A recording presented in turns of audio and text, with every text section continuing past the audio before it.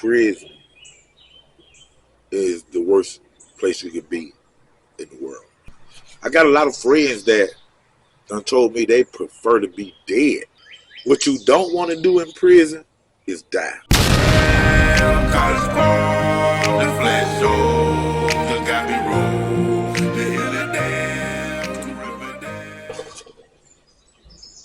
To me, I feel prison is the worst place you could be in the world. You know what I'm saying?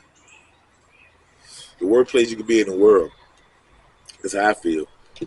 I got a lot of friends that done told me they prefer to be dead than be in prison, man. You know what I'm saying? And that's a big statement on that's a big statement on what type of place that is, man. You know what I'm saying? Which those of you have been and those of you who are in now, a lot of my partners locked up, you know what I'm saying, shots out. You know what I'm saying? My cousin, you know what I'm saying, Montez Knox, you know, coming home soon. But that's one of the worst places you could be in the world, man. And what you don't want to do in prison is die. You know what I'm saying? You know, you don't want to die at all, you know. But to die in prison, man, I just think that that's you know, it's sad, man, you know, especially depending on who you are. You know. I had a cousin, man, a younger cousin that passed away in prison, man. And what's really sad about it, man, is my little cousin Corell, man, we miss you, little cuz. My little cousin Corell was a cousin that didn't get in trouble growing up, man, as a young age. He didn't, you know, he was a very quiet individual. And then he had a little brother, Tony. You know, my little cousin. What's up, Tony?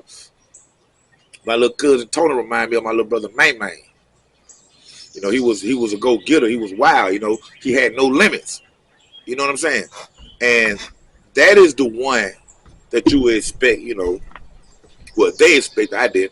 They expect to, you know, go do a long prison term or end up killing somebody or dead himself just because of the lifestyle he was living at an early age, just like any one of us. You know what I'm saying? But everybody expected Tony, you know, the wild one, the young one. Everybody expected him to, you know, get into trouble and stuff like that right there, which he did, you know, a little. But his older brother Corell, you know, like I said, was more calmer. And he wasn't, you know, a drug dealer or none of that, man. But at one point in his life, you know, he, you know, decided to, you know, rob, you know, take something from somebody or whatever, you know, like a lot of us do. And in his case, man, he ended up robbing somebody, and he ended up robbing them on the army base, you know, up in Atlanta. Fort McPherson back in the days. Right now, Tyler Perry got, I think, his studios or something. But it was Fort McPherson, man. My cousin ended up robbing this dude. And I'm not sure if the dude was in the military himself. But I do know when my cousin robbed them, they was on the military grounds.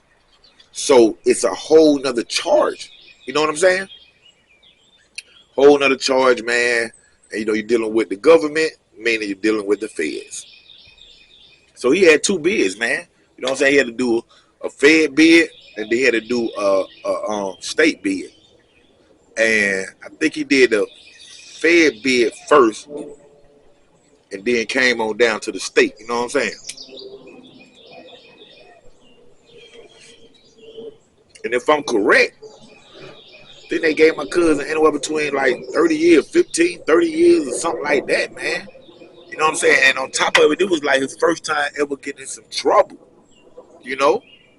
And it just so happened was like, you know, one of the five, you know, deadly crime breakers, you know, armed robbery. And like I said, he was sentenced to a hefty sentence, man. And he was sitting down the road. And he been gone for a long time, man. He been gone for a long time.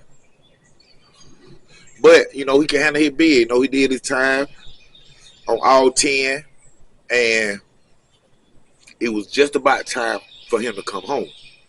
And, when you in prison, they just say, you in prison, you at GSP, Georgia State Prison, which is like 4 hours away from Atlanta or whatever. What happens when your time gets short, which y'all, those of you who don't know, when your time gets short, what they do is they ship you from that prison to a closer prison to where you're from, Atlanta. And most of the time it be a less secure prison. If he was at a level 5 prison doing his 30 years, when he paroled out, if he come home, they sent him to a level 3.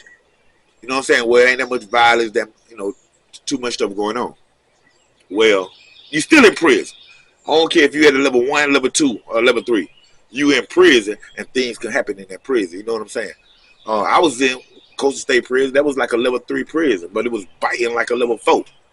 You know what I'm saying? It's real talk, But they sent him to a less secure prison, a little bit more freedom and things like that. It ain't so much violence as much as the prisons that he already been doing his bid. You know what I'm saying? Well, while he's in that prison, man, something happened. Something happened where he was calling home and he needed like $500 or $600. And this is like during the June month, my birthday. You know what I'm saying? And I so wished he would have called me, but he was calling home trying to get $500 or $600, and he was in desperate need of it. Now, I don't know if somebody was pressing him or he broke something, a phone, that's about what a phone call by, $600 or whatever. You can get one for $600. My opinion, I really think that he either broke a phone or got somebody's phone confiscated. You know what I'm saying? But he had to replace that phone. $500 or $600, so he started calling around, man. And I don't know what was going on with everybody else, because everybody else have life going on too. For their bills, their kids, their rent, their mortgage, and things like that. And I think that he called around a couple of times, man, and he got a little bit up, but I don't think that he got the $500, $600 up in the time that he was told to get it up. Now, keep in mind, he done paroled out. You know what I'm saying? He got a release date and everything. You know what I'm saying? So he know that he'll be home in the next 30 days. So they shipped him to this prison where this done happened, and he owed somebody something or whatever done happened. I wasn't inside, so I really don't know.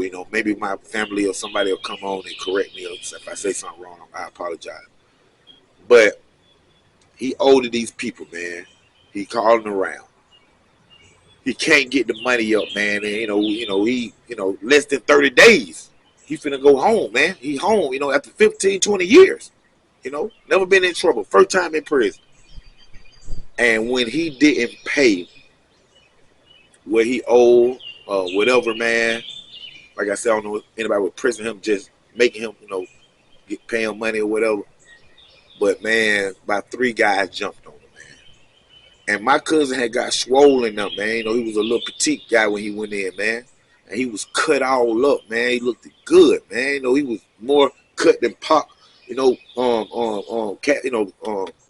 Muscles, stomach muscles, arms big, boom. You know what I'm saying? And it took, 3 of them, from what I heard. You know what I'm saying? But, they put them locks in the sock, man. And, them locks, man, is straight steel, man. You know what I'm saying? No metal. You can be in metal. But them locks be straight steel. And they put a couple of locks in the sock, man. And they just start beating them, man. You know what I'm saying? All in the head, man. Busted skull open, man. Eye sockets. They just messed my little cousin up, man. And for me to get that call on my birthday, you know what I'm saying, June 15th, is when I got a call saying my little cousin was murdered right before he got out of prison. That broke me, man. That broke me, man. And then, you know, especially when I found out he was calling around trying to get this money up, man. You know what I'm saying? I just wish that he would have called me, man. I would have took care of the whole tab, man. You know what I'm saying? If I could, you know. But, you know, that was just, you know what I'm saying? And I did a song, and, you know, mention him in the song, man. But